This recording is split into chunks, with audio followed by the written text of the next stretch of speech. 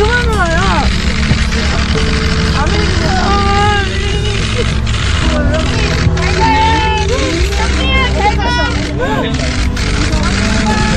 조심히 가.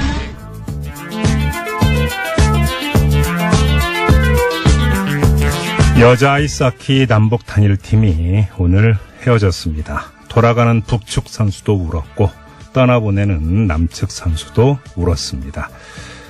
처음에는 서먹하고 밋밋했지만 끝은 진했고 뜨거웠습니다. 이게 같은 피, 같은 민족만이 보일 수 있는 정이겠죠. 자, 남북 당국자들이 부디 이 뜨거운 정을 평화의 에너지로 삼아주시기 부탁드립니다. 자, 첫 소식 시작해볼까요? 네, 당국자들이 이제 그 남북 간 선수들의 정을 좀 평화의 에너지로 삼아야 될 텐데요. 우리 측에서조차 뭔가 좀 정쟁으로 몰고 가는 모습들이 보이고 있습니다. 네네. 지난 토요일에 김영철 북한 노동당 중앙위원회 부위원장 겸 통일전선 부장을 비롯한 북한 고위급 대표단이 이제 우리나라에 왔죠. 그랬죠. 네. 자유한국당이 김 부위원장의 방안에 거세게 반발을 하고 있는데요. 김 부위원장이 내려온 그제는 북에서 서울로 내려오는 길목인 통일대교에서 밤샘 점거 농성을 벌였고요. 네네. 어제와 오늘은 서울 청계광장에서 장외 투쟁에 나서기도 했습니다. 뭐라고 외친 거예요? 네, 자유한국당은 시종일관 천안함 사건과 함께 이제 색깔론을 제기하고 있는데요. 네. 홍준표 대표는 김영철 부위원장이 통일대교가 아닌 우회로를 통해서 서울로 들어온 데 대해서 자신의 SNS에 이런 글들을 남겼습니다. 주적의 수괴, 이적행위, 친북 좌파 정권이라고 이제 공격을 했고요. 네. 김성태 원내대표는 오늘 아침 회의에서 자유민주주의 체제를 수호하기 위한 체제 전쟁에 나설 수밖에 없다 이렇게 말을 했습니다. 오후에 청계광장에서 열린 규탄 대회에서도 문재인 정부를 친북이라고 규정하는 등 비슷한 이야기를 이어갔습니다. 네. 여기에다 이제 바른미래당도 목소리를 보태고 있는데요. 오늘 아침 열린 첫 번째 의원총회에서 김영철 부위원장의 방안에 대한 긴급 현안 질문을 정부에 요구했습니다. 네. 유승민 공동대표는 문 대통령 본인은 천안함 전범 김영철에게 천안함 연평도 포격에 대한 사과 요구는 한마디도 못하고 어제 평창에서 극비리에 이뤄진 만남에서 비핵화란 단어, 이 단어는 꺼내지도 못했다 이렇게 말을 했습니다. 근데 유승민 대표가 이 얘기를 한 것과 비슷한 시각에 문재인 대통령은 그러니까 김영철 부위원장과의 만남에서 비핵화를 언급했다 이런 기사가 나왔어요. 그렇죠. 자, 청와대에서 발언 사실을 확인을 해줬다고요. 네, 문재인 대통령과 김영철 부위원장이 동계올림픽 폐막식이 열린 어제 이제 평창에서 비공개로 만났잖아요. 네네. 이후에 김의겸 청와대 대변인은 서면 브리핑을 통해서 문 대통령은 남북관계 개선과 한반도 문제의 본질적인 해결을 위해서라도 북미 대화가 조속하게 열려야 한다 이렇게 지적했다 이렇게만 전했습니다. 네네. 그래서 이제 문 대통령이 언급한 한반도 문제의 본질적 해결이라는 말이 한반도 비핵화를 그러니까 직접적이 아니라 우회적으로 표현한 거 아니냐 이런 해석이 나왔는데요. 네. 그런데 이제 실제로 이렇게 말을 돌려서 한 게 아니라 문재인 대통령이 비핵화라는 표현을 실제로 언급했다고 청와대가 오늘 아침에 확인을 해준 겁니다. 자, 그걸 어떤 의미로 봐야 될까요, 그러면? 전문가의 의견을 좀 들어봤는데요. 김현철 인제대 통일학부 교수는 이미 장관급 회담 때 비핵화에 대한 정부의 입장을 명확하게 전달했다면서 네. 일관된 우리의 정부의 입장이라고 말했습니다. 문재인 정부의 북핵 정책이요. 두 가지를 동시에 얘기를 했을 거예요. 입구에서는 동결로 시작을 해서 출구에서는 비핵화까지 맞춰야 된다. 그게 우리 정부의 기본 입장이고 그리고 늘 얘기를 해왔고요. 당연히 이제 대통령이 통일전선 부장한테 분명하게 이제 얘기를 하는 거고요. 출구를 강조하는 사람도 있는데 다 순서가 있고 절차가 있고 우리는 일단은 동결부터 시작해서 최종 목표까지 가보자 이런 거죠. 네, 일단 입구부터 진입을 해야 된다 이런 이야기죠. 네, 그렇죠. 이처럼 이제 천안함 사건과 관련해서 북한 김영철 당 부위원장의 방남이 이제 논란을 빚고 있잖아요. 네. 이 와중에 이명박 전 대통령의 행보가 좀 주목을 받고 있습니다. 이 전 대통령이 오늘 경기도 평택의 천안함 기념관을 둘러보는 사진을 자신의 페이스북에 공개를 했거든요. 네. 페이스북에 이렇게 적었습니다. 천안함 폭침 주범에게 국빈 대접을 하는 이 나라의 현실이 부끄럽게 느껴졌다. 이렇게 썼는데요. 다음 달 초 이제 평창 동계올림픽이 끝나고 검찰이 이 전 대통령을 소환할 것이다. 이제 이런 전망들이 많이 나오고 있잖아요. 네네. 이런 상황에서 보인 행보라서 이 전 대통령이 좀 보수층을 자극해서 자기에게 이제 조금이라도 유리한 상황을 만들어 보려는 거 아니냐. 이런 해석들도 나오고 있습니다. 그래요. 근데 또 다른 뉴스가 있죠. 네, 이명박 전 대통령의 사위 이상주 삼성전자 전무의 자택과 사무실을 이제 검찰이 압수수색했다 이 소식인데요. 네네. 이 전무는 이 전 대통령 측이 불법 자금을 받는데 이제 관여한 혐의를 받고 있습니다. 네. 검찰이 이 전무를 통해서 흘러간 돈이 기존에 이제 계속 제기됐던 뭐 국가정보원 특수활동비나 아니면 삼성전자의 다스 소송 대납비 이거와는 더 다른 성격의 자금일 것으로 보고 이제 수사를 하고 있는데요. 네네. 이 전무는 원래 이제 검사로 일하다가 2004년에 삼성화재로 이제 자리를 옮겼고요. 2008년부터는 삼성전자 해외 법무 업무를 맡았습니다. 그리고 이제 검찰이 다스 실소유주 의혹과 관련해서도 어제는 이제 이 전 대통령의 아들 시영 씨도 참고인 신분으로 불러 조사를 했습니다. 네네. 검찰은 또 이제 시영 씨가 내곡동 사저 부지매임 자금을 마련하기 위해서 이 전 대통령의 큰형이죠. 이상은 씨에게 빌렸던 6억 원이 MB의 차명 재산일 가능성도 조사하기 위해서 네. 조만간 이제 이상은 씨도 참고인 신분으로 조사할 계획이라고 하는데 이제 사위도 부르고 있고 아들도 부르고 있고 네, 형들도 계속 부르고 있네요. 네. 이 건 관련해서 두 개 좀 체크 포인트가 있는 것 같아요. 하나는 소환 조사한 검찰 파트가 어딘가를 제가 봤더니 서울중앙지검 특수 2부더라고요. 네. 특수 2부면 지금 다스 BBK를 수사하고 있는 것은 첨단 범죄 수사 일부니까 그렇죠. 다른 건이다. 그래서 지금 언론이 보도하고 있는 것처럼 이건 좀 다른 건 아니냐라고 하는 이야기가 여기서 나오는 것 같고 또 한 가지는 그렇다면 시점이 안 나오잖아요. 언제냐. 네. 근데 저희가 직설에서 정두원 전 의원이 밝힌 내용이 있습니다. 이상주 전무. 청와대에서 같이 산 적이 있었다고. 네. 초기에. 혹시 이 시점에 따라서 요 성격, 그다음에 이 전달 경로로 지금 이상주 전무를 지목하고 있는데 시점이 언제냐에 따라서 요 얘기가 좀 더 구체화돼서 묘사가 될 수 있는 부분이 있는데 좀 속보가 나오는 거 계속 좀 봐야 될 것 같아요. 네. 뭐 이거 말고도 또 이명박 정부 시절에는 그 국가정보원이 민간인 댓글부대 사이버 외곽팀을 동원해서 이제 정치 개입했다, 뭐 이제 이런 사건들도 있었잖아요. 네네. 오늘 이제 이 사건과 관련해서 검찰이 종합 이제 수사 결과를 발표했거든요. 네. 검찰이 원세훈 전 국정원장, 또 이종명 전 국정원 3차장, 유성옥 전 심리전단장, 민병주 전 심리전단장 등 이제 6명을 구속을 했고요. 네. 심리전단 소속 국정원 직원, 또 뭐 사이버 외곽팀장으로 활동했던 일반인, 국정원 퇴직자 모임인 양지회 간부, 그리고 이제 2012년 대선 때 이 댓글 사건을 촉발했던 국정원 여직원 있잖아요. 이렇게 네네. 모두 24명을 불구속 기소했습니다. 검찰이 이 불법 공작에 들어간 세금이 63억 원이다. 63억 원이 사용됐다. 네네. 이런 사실을 확인했는데요. 네. 국정원 심리전단은 외곽팀을 관리하면서 운영 실적을 보고 활동비를 지급했는데 한 몇몇 외곽팀장을 보면요. 뭐 3억 원, 4억 원 이상 이렇게 각각 활동비를 받아간 것으로 드러났습니다. 이건 지금 국정원 건이고 군사이버사령부 문제가 아직은 남아있어요. 이건 또 다른 건입니다. 다른 관례가 되니까. 뭐 김관진 전 국방장관의 어떤 추가 소환 조사에도 이미 예고가 되고 있는 상황 네. 아니겠습니까? 좀 지켜보도록 하고요. 그래서 다음 소식으로 가죠. 네, 경찰이 배우 겸 전 대학 교수 조민기 씨에게 성추행 피해를 입은 학생과 이제 졸업생들에게 구체적인 진술을 확보했다. 이제 이런 소식이 전해졌는데요. 네. 진술을 확보한 피해자가 5명입니다. 경찰이 이제 조 씨에 대한 폭로에 대해서 정식 수사에 들어갔고요. 조만간 조 씨를 소환할 것으로 보입니다. 네. 또 16살, 18살이던 미성년자 단원들의 성폭행한 의혹을 받고 있는 경남 기내 한 극단 대표는 경찰에 체포됐습니다. 네. 조모 씨입니다. 이 사람도. 네, 그리고 이제 경찰이 최근 미투 운동과 관련해서 유명인 좀 그래도 알려진 것으로 보이는 사람 19명의 성폭력 혐의를 들여다보고 있는데요. 3건에 대해서는 이제 정식으로 수사에 들어갔다 이런 소식입니다. 지금 문재인 대통령도 관련 언급을 오늘 했죠. 네, 오늘 청와대 수석 보좌관 회의에서 미투 운동을 적극적으로 지지한다면서 네. 사법당국이 좀 적극적인 수사에 나서달라 이렇게 당부를 했는데요. 네. 피해 사실을 폭로한 피해자들의 용기에 경의를 표한다고 말하면서 피해자의 폭로가 있는 경우는 형사 고소 의사를 확인하고 또 친고죄 조항이 삭제된 2013년 6월 이후 사건이라 하더라도 피해자 고소가 그러니까 없다 하더라도 적극적으로 수사를 하라 이렇게 강조를 네. 했습니다. 네. 그리고 이번 기회를 근본적인 대책을 마련하는 기회로 삼아야 한다 이렇게 강조하기도 했습니다. 그런데 이 성폭력 신고를 도운 여경을 사찰한 사건에 대해서 경찰청이 조사를 한다 이런 소식도 있네요. 네, 이것도 이제 지난주에 전해졌던 소식인데 경남경찰청에서 후배 여경의 이제 성폭력 피해를 도와줬다가 2차 피해를 당한 여경이 있었습니다. 네. 이 해당 여경이 내부 고발자로 찍혀가지고요. 음해성 소문에 시달리고 뭐 이제 또 다른 경찰서로 발령까지 받았는데요. 아이고, 예. 경찰청 감찰 결과에서 이런 사실이 이제 확인이 됐습니다. 그런데도 이제 성희롱 가해자가 오히려 이제 신고를 더운 이 여경을 다른 건에 끌어들여가지고 이제 보복성으로 직무유기로 고발을 했고요. 네. 이 여경에 대한 부정적인 여론을 담은 보고서까지 작성을 한 겁니다. 이제 네. 굉장히 스트레스에 시달렸다고 하는데요.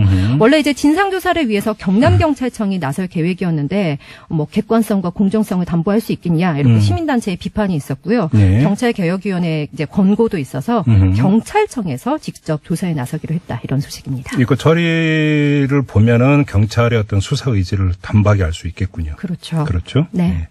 자, 한국지행 관련 후속 기사가 있네요. 네, 지금 정상화 놓고 뭐 우리 정부랑 GM이 계속 줄다리기 협상하고 있는데 네. GM이 얼마나 신차 배정을 이렇게 할지에 따라서 우리 정부의 입장도 달라질 전망인데요. 네네. 산업부 관계자가 이제 한국 GM이 GM이 외국인 투자 지역 지정을 요청했는데 GM의 신차 배정 등 신규 투자 계획이 어느 정도 돼야 하지 않겠냐. 그러니까 그게 전제돼야 되지 않겠냐 이렇게 말을 했습니다. 예. 그리고 또 신차의 모델, 성격이 중요하고 우리나라에서 잠깐만 있다 가는 게 아니라 그래도 최소한 5년 이상은 생산해야 한다고 이렇게 밝혔는데요. 네. 사실 이제 외국인 그 투자 지역으로 지정이 되면은 뭐 최초 5년 소득에 대해서는 법인세 100%가 감면되고 이후 2년에 대해서는 이제 50%를 감면받을 수 있거든요. 네네. 네, 그러니까 이런 게 전제돼야 된다라고 먼저 신차 배정에 대해서 요구를 한 것으로 보이고요. 네.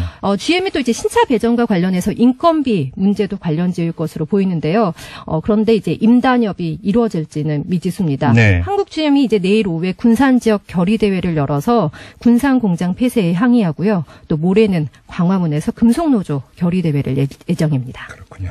자, 한 소식만 더 전해주시죠. 네, 일본 시마네현 버스와 정류장에 독도가 일본 땅이라고 광고한 포스터가 부착된 것으로 나타났습니다. 네. 한국 홍보 전문가 서경택 성신여대 교수가 이제 이런 광고를 일본 내각관방이 만들었는데 이번이 처음이 아니고 2016년에 도쿄 지하철에 이제 부착이 되기 시작했고요. 네. 지난해는 규슈의 뭐 신칸센 열차 그리고 오키나와 지하철에도 등장을 해서 논란을 빚었습니다. 네. 그러니까 일본 전역으로 독도는 일본 땅이라고 홍보한 이 포스터가 확대되고 있다는 얘기인데요. 네. 서 교수도 이 해당 포스터의 내용을 바로잡은 독도는 한국 땅이다 이런 파일을 만들어서 SNS로 확산시키고 있다고 합니다.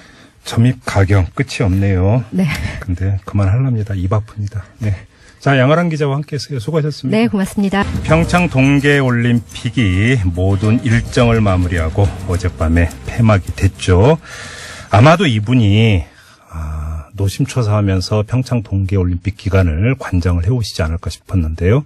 그래서 어젯밤이 특히나 꿀맛 같지 않았을까 싶은데, 자, 이분 연결하겠습니다. 최문순 강원지사 연결합니다. 여보세요. 네, 안녕하십니까. 예, 안녕하세요. 오랜만입니다. 고맙습니다. 그나마 어제는 좀 긴장을 푸셔도 됐을 것 같은데 되게 편안히 주무셨습니까? 네, 어제 뭐 우리 스태프들하고 한잔하고 아주 푹 잤습니다. 오랜만에. 네. 한 잔만 하신 거죠? 네. 네. 어떻게 자평하세요? 그러니까 뭐 외신 이런 데에서는 가성비 끝판왕 올림픽이었다 이렇게 평가하던데.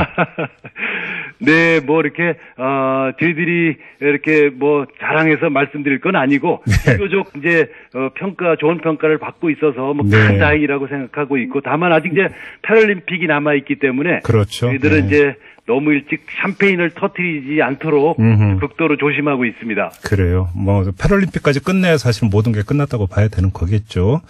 그렇습니다. 네. 네. 그럼에도 불구하고 이제 동계올림픽에 대해서는 여러 가지 좀 짚을 점이 좀 있을 것 같은데요. 사실은 초기에는 네. 사실 뭐 지사님은 아마 더 그러셨을 것 같은데 걱정하는 분들이 많았거든요. 이러다가 흥행 성공하겠느냐 이렇게 걱정하는 분들이 많았는데 네네. 돌이켜보면 솔직히 지사님도 걱정이 태산 같으셨죠.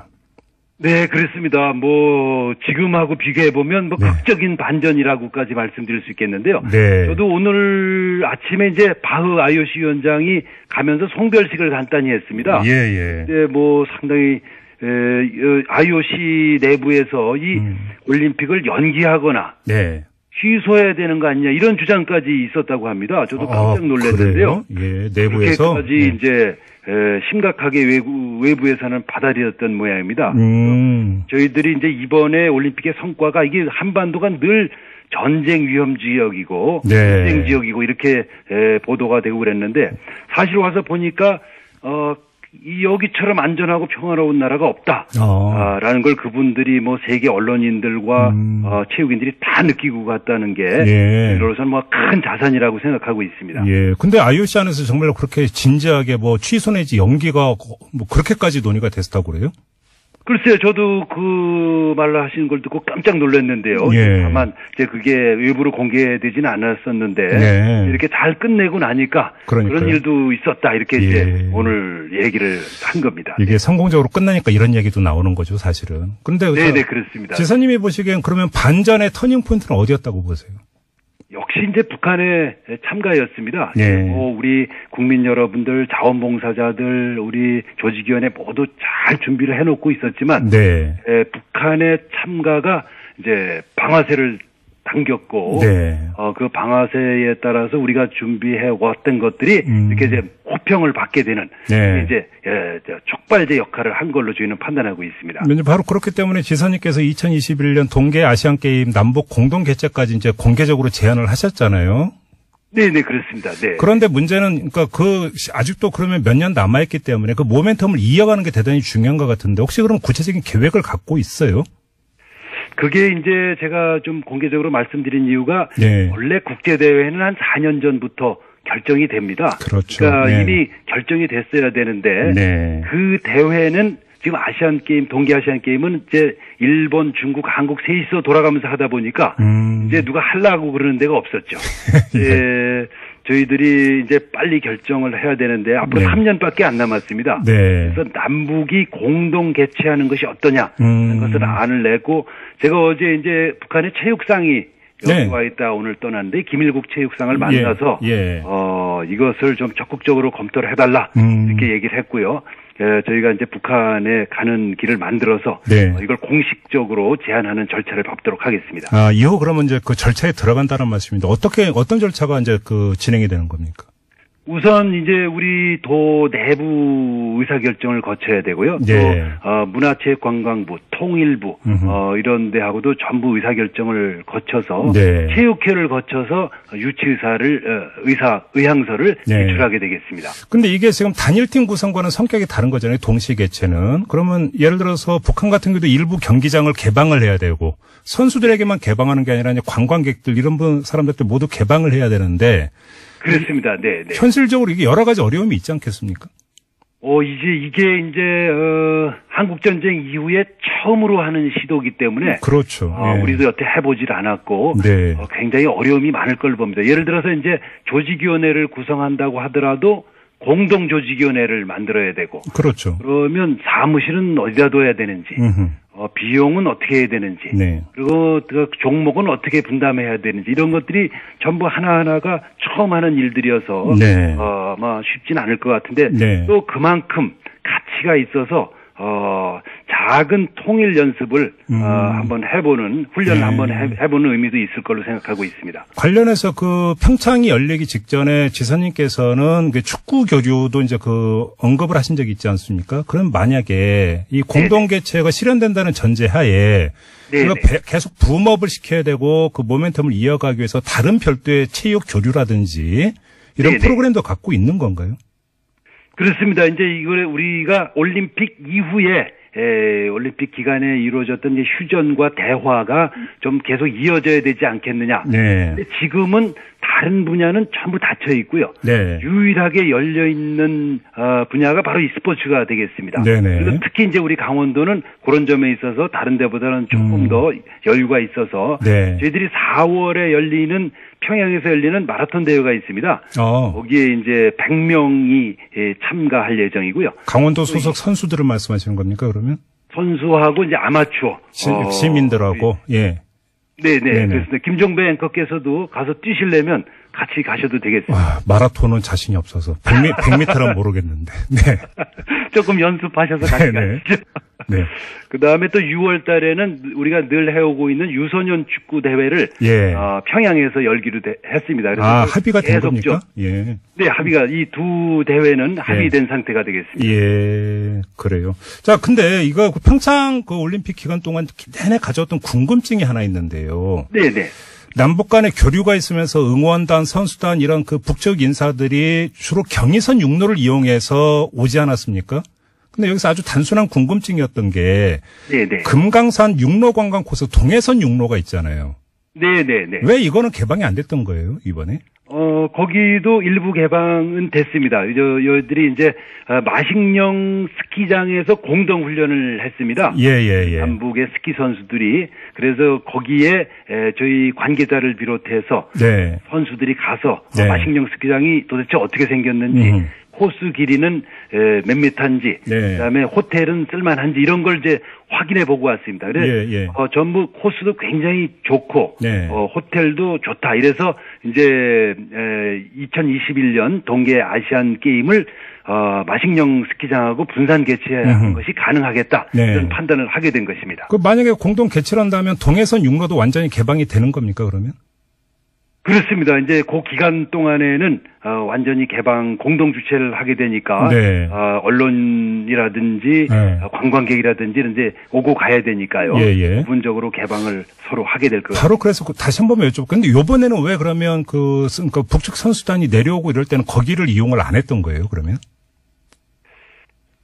그거는 이제 뭐 남북 간의 합의에 따라서 그렇게 이게 아마 결정된 걸로 알고 있는데요. 군사 문제 이런 것 때문에 정확한 내용은 그 점에 대해서는 저도 잘 모르겠습니다. 왜냐하면 이제 거의 경의선 육로 통해서 KTX 타고 이동과 니은자로 이동을 했는데 동해선 육로 이용은 바로 직선인데 왜 이용을 안 했을까 싶어서 궁금해서 이 지사님 인터뷰 꼭 좀 한번 여쭤보려고 했어요. 네. 알겠습니다. 저도 죄송합니다. 네. 네. 평창 얘기로 좀 돌아가서 아주 실무적인 문제 몇 가지가 있는데요. 첫째. 네네. 그 경기장 활용 방안이 아직 다 안 짜여졌다 이런 보도가 나오던데요. 네, 지금 이제 약간의 변수가 생겨서 그렇습니다. 예. 저희들이 이제 처음에 이 경기장을 지을 때 두 가지 원칙을 갖고 있었는데요. 네. 우선 짓는 숫자를 가장 적게 짓는다. 그래서 6개만 새로 지었습니다. 13개 경기장 중에. 네네. 그다음에 새로 짓는 경기장들도 나중에 문제가 될 것 같으면 해체할 수 있도록 설계 단계부터 반영한다. 이렇게 이제 했는데 네. 경기를 진행하면서 보니까 금메달도 따고 네. 또 예를 들어 마늘 소녀 같은 경우도 좋은 성적을 낸 게 네. 거기 경기장이 있어서 그렇습니다. 의성에 있다면서요? 컬링 네네. 경기장이. 예. 그렇습니다. 그리고 윤성빈 선수 그리고 우리가 이제 강원도에서는 감자가 마늘한테 밀렸다. 뭐 이런 얘기들도 하고 그러는데요. 네. 네. 또 윤성빈 선수 같은 경우도 이제 스켈레톤에서 처음으로 금메달을 딴 게 우리 경기장이 있어서 그렇습니다. 예. 선수들도 굉장히 노력을 했지만요. 그래서 조금 비용이 들더라도 그걸 유지하는 게 어떻겠냐. 비용이 이렇게 크게 들질 않습니다. 그 기술들이 뭐 어마어마하게 큰 게 아니기 때문에요.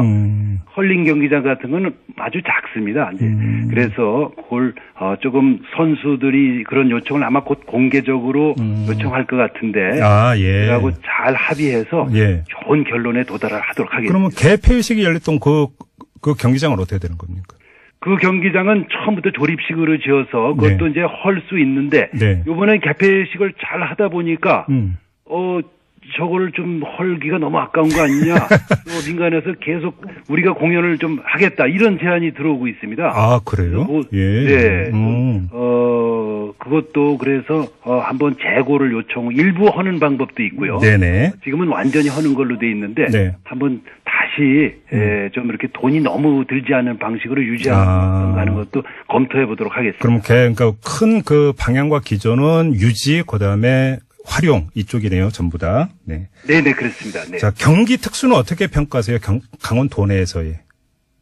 우리 이제 경기는 뭐 한 전체 관람객 숫자하고 문화올림픽 숫자에서 그 지역에 오신 분들만 지금 150만 명 정도로 수용하고 있는데요. 이제 큰 호텔이라든가 콘도라든지 음식점들은 이렇게 굉장히 특수를 누렸습니다.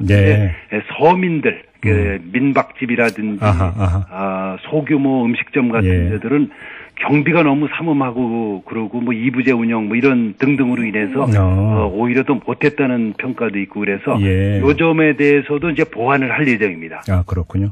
마지막으로 이 점을 좀 여쭤볼게요. 이제 그 강원지사를 맡고 계시기 때문에 그 말씀을 하시는데 조심스럽고 한계가 있을 것 같은데 지금 그 네. 김영철 통일전선부장의 방남으로 이른바 그 남남 갈등 비슷한 양상이 벌어지고 있는데 네네. 이걸 여쭤볼 생각은 없고요. 다만 강원도 같은 경우는 접경 지역이다 보니까 상당히 안보에 대해서 민감하다.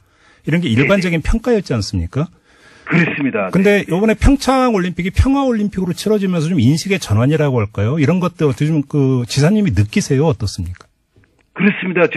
우리 도는 도뿐만 아니라 대한민국도 그렇죠. 우리 네. 도가 갖고 있는 슬로건 중에 하나가 평화가 돈이다.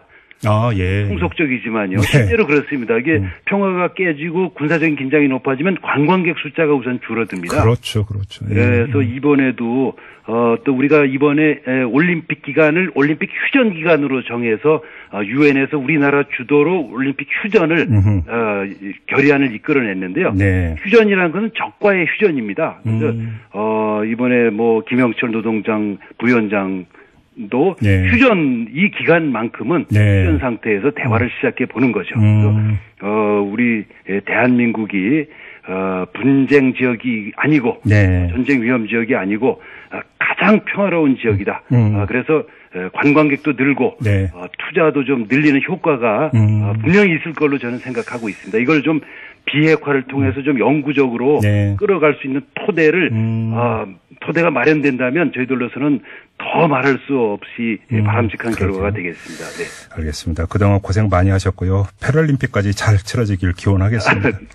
네, 고맙습니다. 고맙습니다. 네. 감사드립니다. 네. 지금까지 최문순 강원지사였습니다.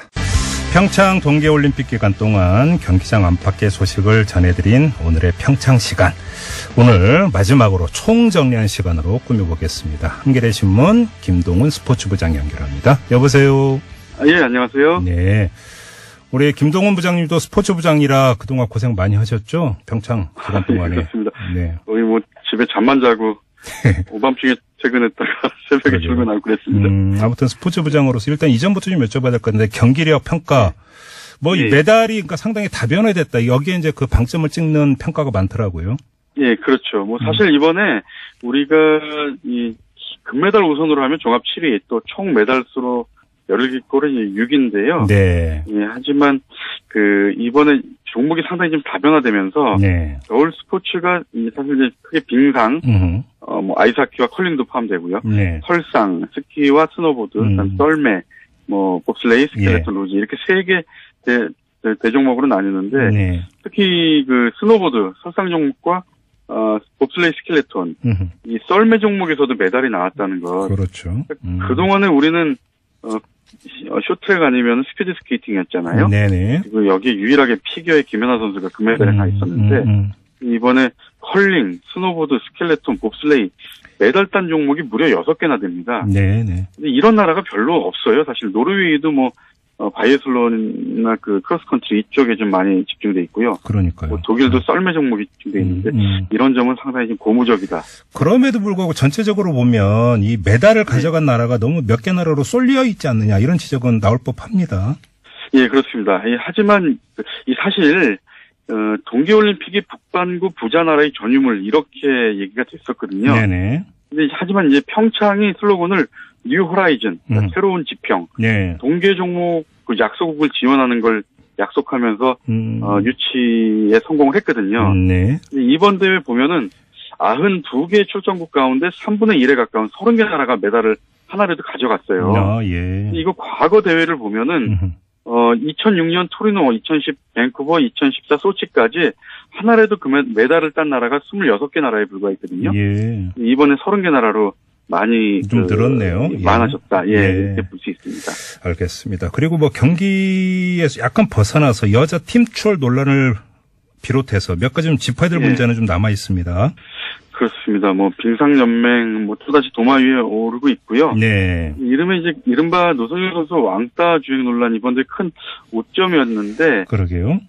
이게 좀 특정 선수 개인의 문제라기보다는 빙상계 내부의 어떤 뿌리 깊은 파벌 싸움 이런 시각도 있고요. 네네. 근데 저는 개인적으로 김보름 선수가 정말 그 큰 부담감 속에서 값진 은메달을 따냈는데 네.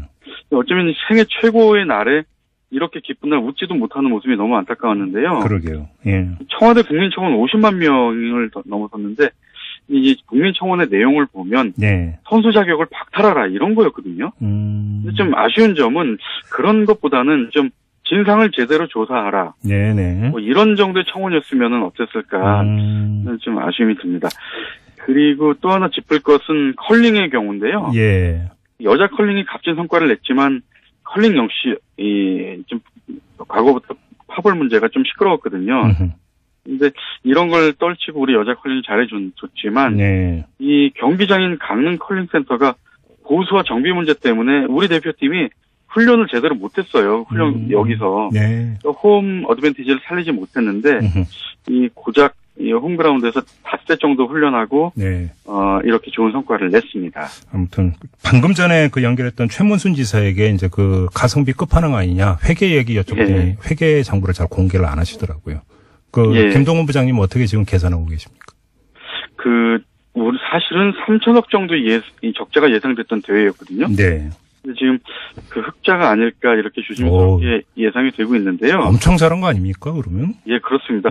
역대 올림픽 개최 중에서 흑자를 낸 데가 몇 군데 안 돼서 손에 꼽을 정도예요. 그러니까요. 근데, 근데 사실 여기에다가 그 최순실 일가의 그 국정농단 여파 때문에. 그렇죠. 기업들이 올림픽 후원에 소극적이었거든요. 네네네. 그리고 그래서 이제 적자 올림픽 불가피하지 않나 이렇게 예상을 했었고. 네. 국민들 관심도 사실 좀 기대에 못 미쳐서 흥행에 비상이 걸렸었는데. 네.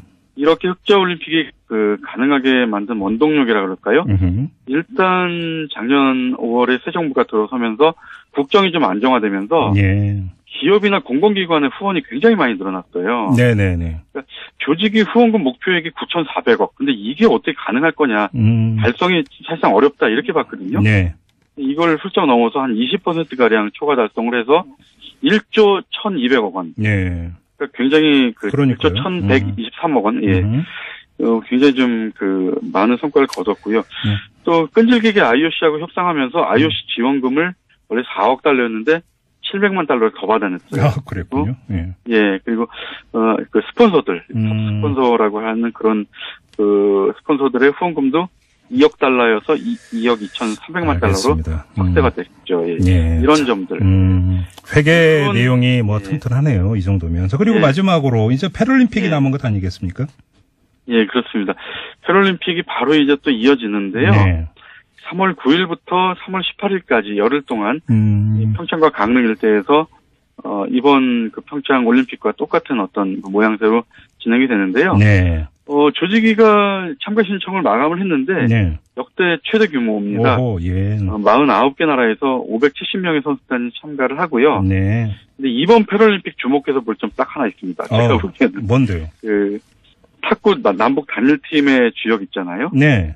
북한의 리분이 우리 남쪽의 현정화 선수였죠. 예. 27년 동안 한 번도 못 만났었는데 이번에 드디어 상봉을 할 가능성이 굉장히 높습니다. 그래요? 예, 리분이 단장이 이제 북한의 선수단을 이끌고 내려올 가능성이 굉장히 많고요. 그렇군요. 이렇게 되면 뭐 남북 화해 분위기. 또 내일 우리가 오전 10시부터 판문점 통일각에서 남북 실무회담이 있거든요. 네네. 이 패럴림픽 참가를 두고 또 이번에도 응원단하고 기자단하고 해서 총 150명 정도가 또 남쪽으로 내려오고요. 네네. 예, 남북 화해 분위기는 계속 이어질 것으로 예상이 됩니다. 그래야죠. 네. 자, 이 오늘의 평창 그동안 고생해 주셨는데요. 자, 오늘로 마무리하도록 하겠습니다. 고맙습니다.